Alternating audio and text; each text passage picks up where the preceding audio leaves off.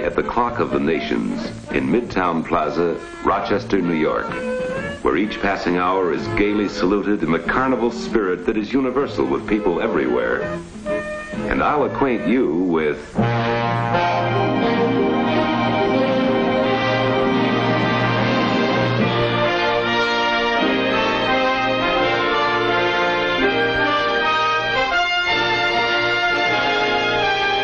There are many ingredients, of course, some sheer delight, like the electronically controlled marionettes of our fabled timepiece.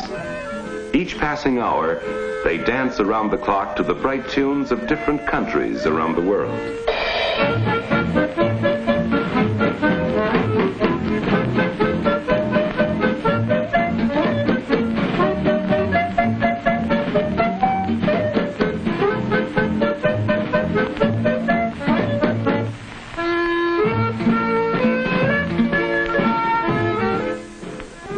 The world is at our doorstep, so to speak, since the construction of the St. Lawrence Seaway. The Great Lakes have become the fourth seacoast for the United States, and Rochester, its westernmost port on Lake Ontario. The Genesee River, with headwaters in the Appalachian ridges of Pennsylvania, and one of the few rivers in North America flowing north, passes right through the heart of the city. Surrounding Monroe County, and the other counties up the Genesee Valley, constitute a natural economic area, with Rochester as the focal point. Genesee is an Indian word meaning beautiful valley, and still today, no description more aptly fits this area of the world. Beautiful, just simply beautiful valley, as if no adjectives in any language, Iroquois or otherwise, could compete with what nature has wrought here.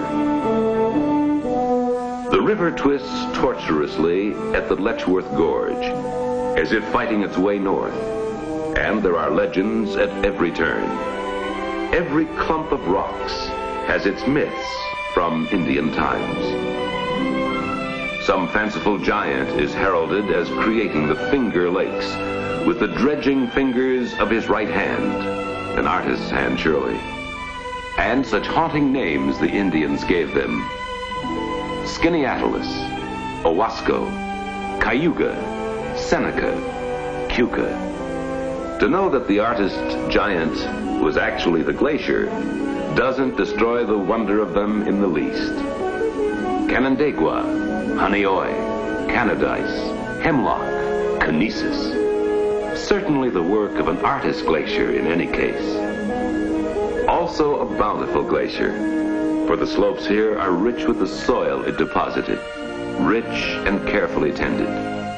Here are the Bristol Hills, the famous wine country of western New York, grapes in gorgeous profusion. Apples? You haven't lived, friend, until you've sunk your teeth into the splendor of a western New York apple.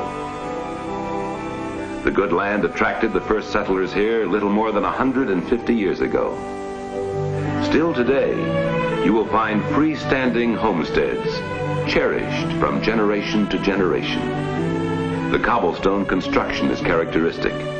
Cobblestone carted up the valley from Lake Ontario to build to last.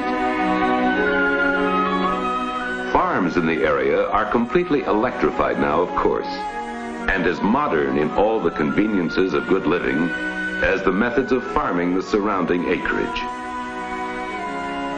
Signs of the past, historical markers in the towns and villages of the valley, give further evidence of the building fervor in the early days of settlement.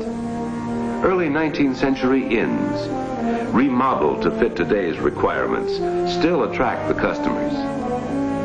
Old landmarks, adapted to modern business ventures, and charmingly so. There's a gentle respect, place after place, for the architectural heritage of the valley, a tender reverence for previous periods, the same as that afforded the shelter